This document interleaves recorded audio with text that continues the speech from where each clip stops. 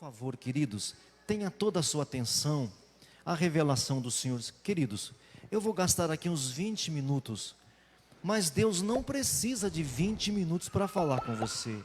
Por isso eu peço a sua total atenção, concentração para aquela palavra revelada, aquela palavra viva do Senhor.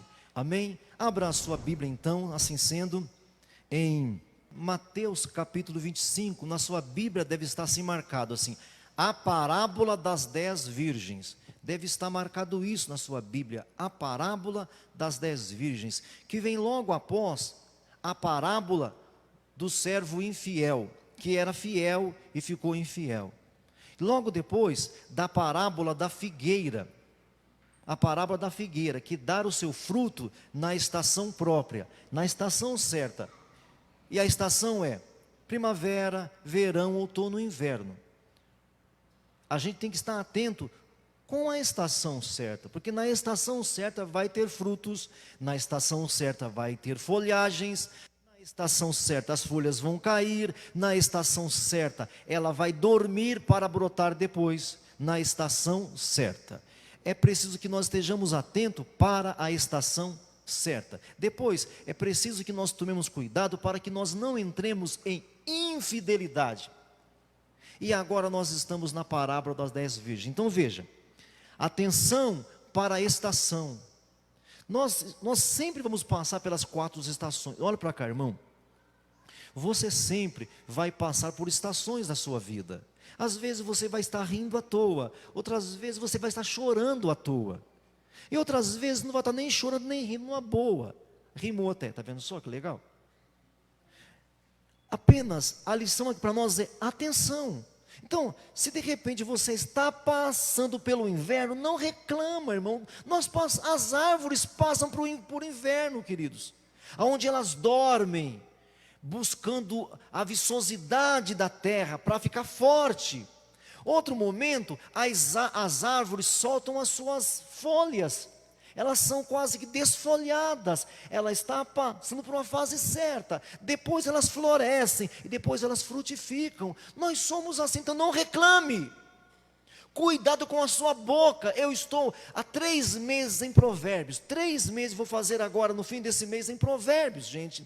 E a lição, se fôssemos assim, resumir tudo, é cuidado com o que você fala, cuidado com o que você ouve, porque nós falamos o que a gente ouve. Então eu devo cuidar da origem. Sempre falamos o que nós ouvimos, então cuida do que vem antes, é o ouvir. E antes de ouvir, aonde você vai ouvir? Então sempre tem uma coisa antes. Então aqui a parábola da figueira resolve isso. Eu já falei sobre isso com vocês. A parábola da figueira fala das estações que nós passamos, que vocês passam, que todos passaremos. Agora nós fazemos o quê? Nós reclamamos, nós choramingamos, nós xingamos, em vez de ficar quieto e esperando o mover de Deus. Hoje o Afonso na minha casa, hoje almoçou comigo, hoje ele falava. Não é que eu convidei para almoçar não, viu? Nada disso não, ele apareceu lá e almoçou comigo. Eu falei, é bom você não almoçar aqui não, cara. É bom não, mas ele quis almoçar. Azar dele, né, irmãos? Aí conversamos, ele falou, pastor, não existe uma época melhor de criar filhos do que essa hora que a nossa igreja está vivendo. Olha que maravilha isso, para mim me enche o coração. Não tem um momento melhor, pastor, de educar nossos filhos do que o momento em que nós vivemos na nossa igreja. Agora ele me falava, isso me encheu o coração. E o que é isso? É saber ler as estações, gente. Nós passamos por estações, nós passamos por momentos. Agora o que nós fazemos muitas vezes? Reclamamos, nós estamos crescendo sem ninguém ver. É igual o bambu chinês. O bambu chinês, gente, diz o chinês, eu não sou especialista em bambu, mas fala que é 10 anos para brotar, 10 anos para brotar o bambu chinês. Mas depois que ele brota, vira uma praga, ninguém arranca mais.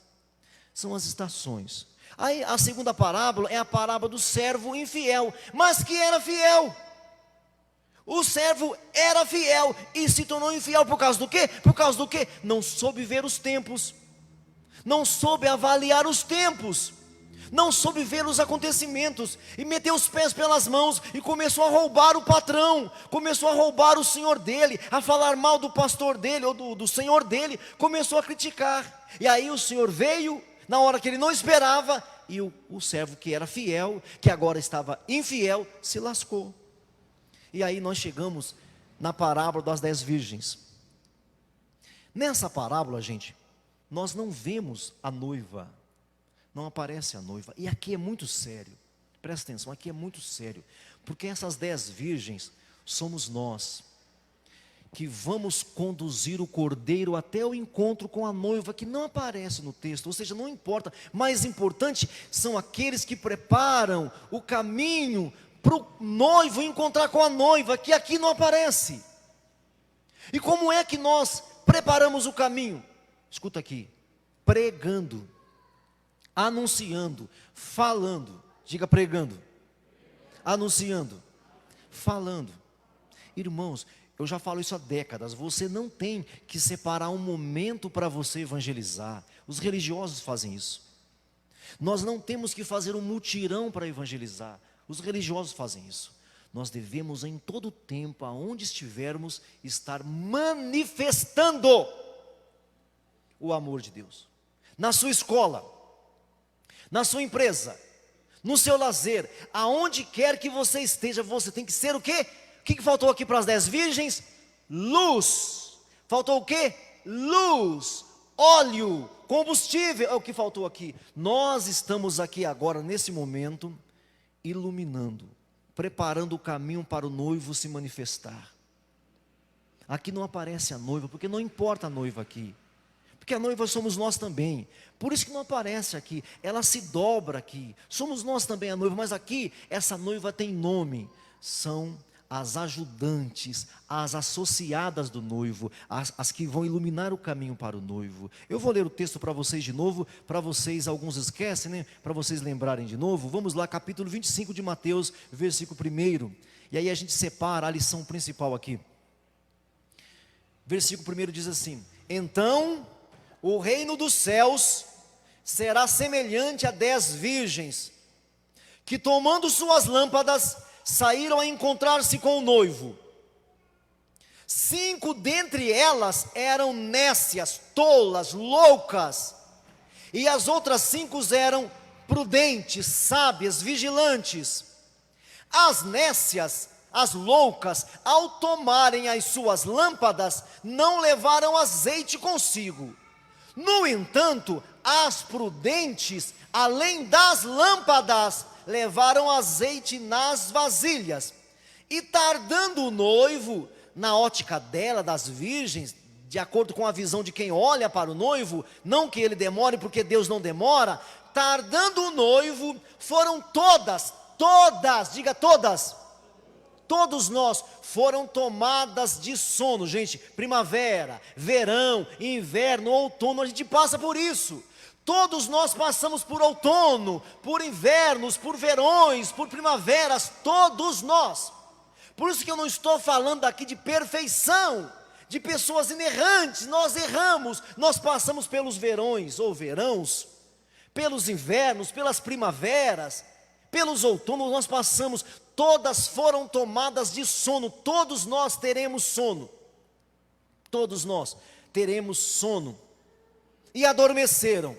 Mas à meia-noite, o que quer dizer meia-noite? A hora marcada, a hora marcada, há uma hora marcada, nós não sabemos o dia, nós não sabemos a hora, mas está marcado, o Senhor Deus sabe, está marcado, eu só tenho que saber disso. Olha para cá, você tem que saber que existe um dia marcado, uma hora marcada, que somente Deus sabe, que os anjos não sabem, que os arcanjos não sabem, que os querubins não sabem, mas está marcado, e você nunca pode esquecer isso.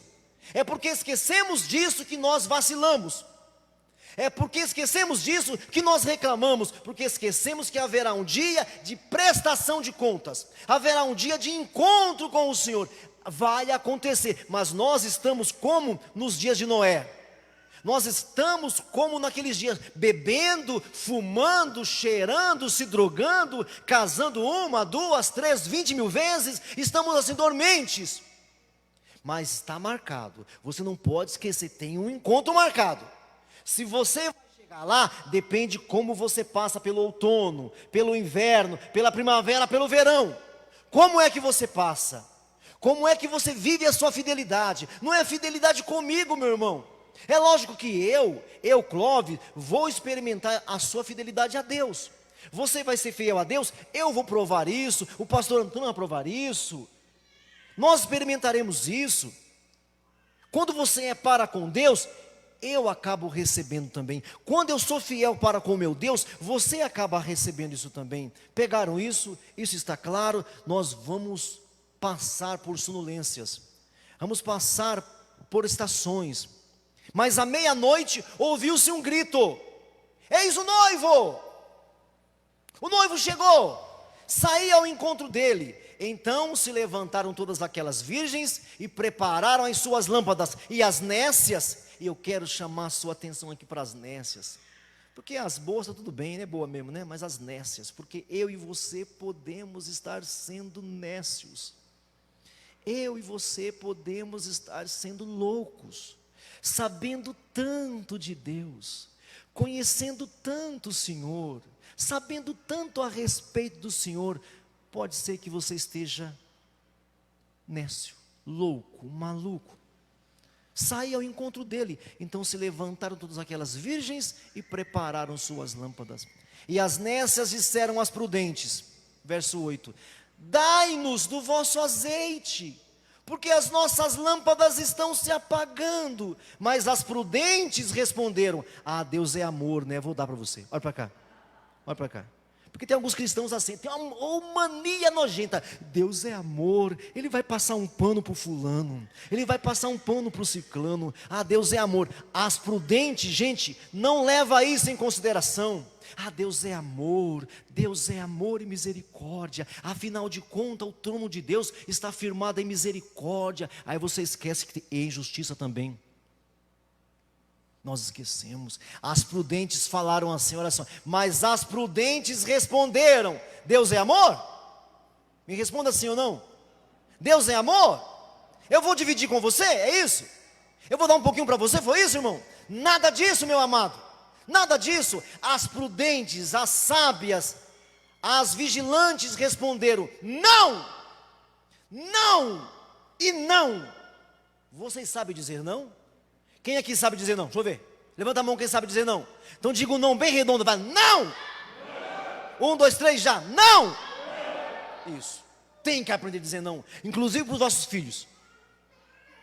Tem que aprender a dizer não. Elas disseram: não. Não vou dar meu azeite para seu ninguém, para que não nos falte a nós e a vós outras. Ide antes aos que vendem e comprai-o. E saindo elas, chegou o noivo e elas ficaram para fora. Olhe para mim então. 10 virgens. 10 representa uma totalidade. O número 10 na Bíblia é o todo. É o todo, gente, do céu.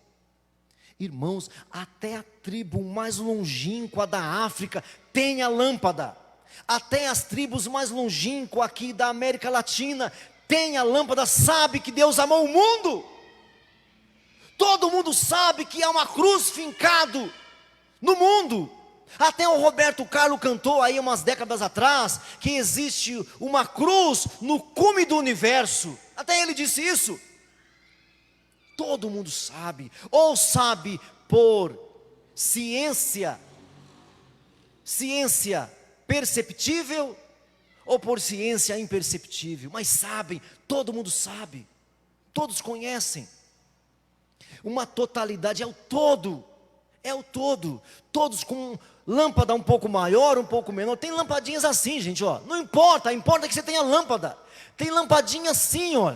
Já viu a lampadinha do seu celular? E que quando você precisa, quando você precisa, cega, né? A lampadinha lá do seu celular, pequenininho às vezes, mas quando você liga, importa que você tenha lâmpada. Você tem. Agora você precisa vigiar no azeite. O azeite você não recebe de forma automática. O azeite não vai cair no seu colo. O azeite vem de forma dedicada. Jesus falou assim para os discípulos, presta atenção aqui. Jesus falou assim para os discípulos: esperai, e esperem em Jerusalém, até que do alto vocês sejam revestidos de poder. Esperem em Jerusalém.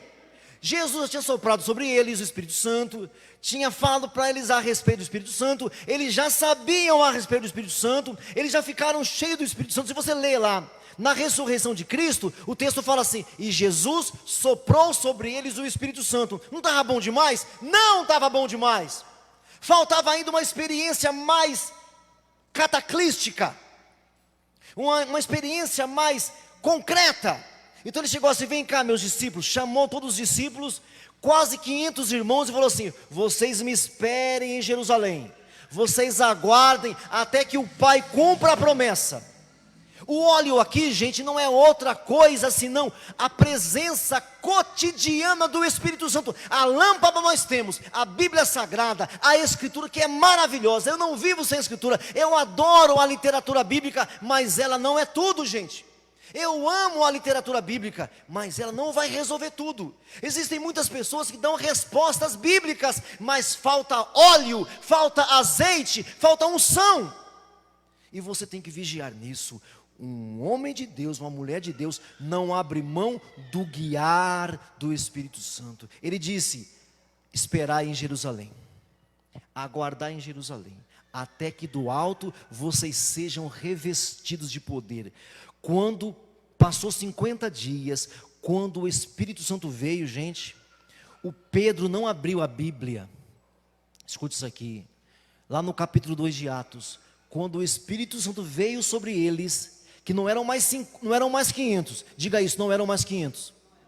Ele falou para 500 pessoas, irmãos, 500, diga 500, mais alto, 500. Então não leva os 5 a literalmente. Ali falou 10 virgens, 5 tal, não leva isso literalmente, porque Cristo falou para 500 pessoas. E quando o Espírito Santo veio, quando o azeite desceu, tinha quantas pessoas? Aproximadamente 120. E quando o Espírito Santo veio sobre eles, o Pedro não abriu a Bíblia, não precisou abrir a Bíblia, foi só o Espírito Santo descer sobre ele, que o Pedro começou a citar Joel inteiro. Pedro começou a falar assim: assim como está escrito lá no profeta Joel, e acontecerá nos últimos dias, que eu derramarei do meu Espírito sobre toda a carne, os filhos profetizarão, os velhos terão sonho. Ele começou a falar todos os textos sem ler. Por quê? Porque o Espírito Santo é a iluminação da Bíblia. O Espírito Santo é o que fortalece a Escritura. Sem o Espírito Santo, a Bíblia será apenas uma palavra morta no seu coração, irmãos. Então vigie, para que você busque sempre o azeite, que é a presença cotidiana.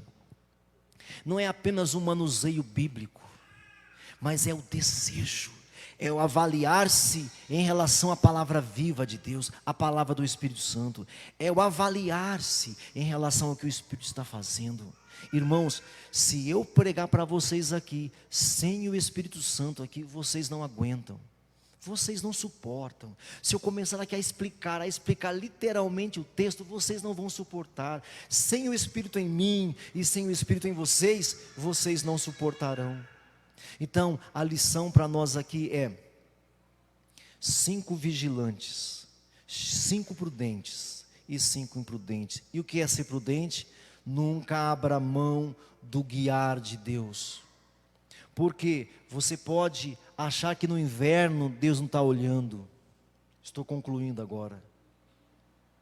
Você pode achar que no outono Deus não está olhando. Você pode concluir que Ele está demorando. Irmãos e irmãs, prudência é não viver aqui sem o Espírito Santo. Prefere morrer. Eu prefiro morrer, meu Deus do céu, do que viver aqui sem o teu Espírito. Eu prefiro falar para 10 com o Espírito Santo do que para 1 milhão sem o Espírito Santo. Valorizar o Espírito Santo. Já dizia alguém do passado que o Espírito Santo é um cavaleiro.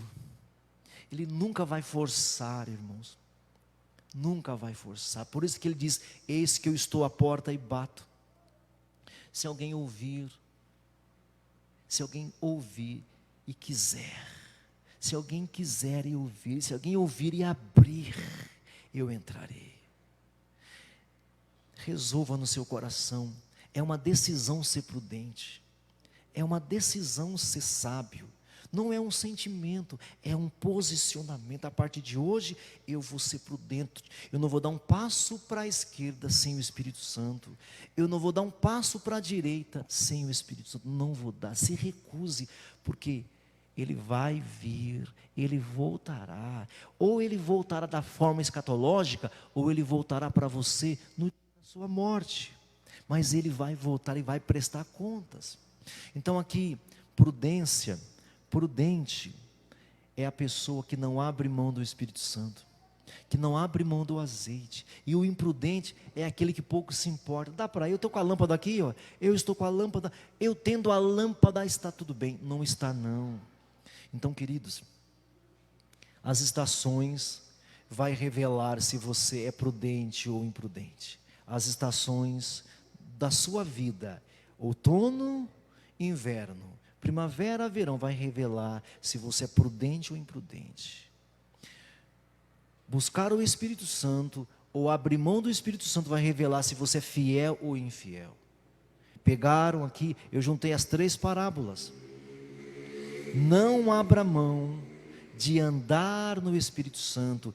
O apóstolo Paulo fala assim: se sois guiados pelo Espírito de Deus, sois filhos de Deus. Vou repetir, Romanos capítulo 8, a partir do verso 14. Se sois guiados pelo Espírito Santo, sois filhos de Deus. Gente que não anda no Espírito, não é filho, é criatura. É um admirador secreto, é um admirador, é um frequentador de igrejas. Gente que não anda no Espírito, não é filho de Deus. Mesmo sabendo tudo, mesmo pegando todos os meus discipulados sobre o Filho de Deus, se você não anda no Espírito, você não passa de uma criatura.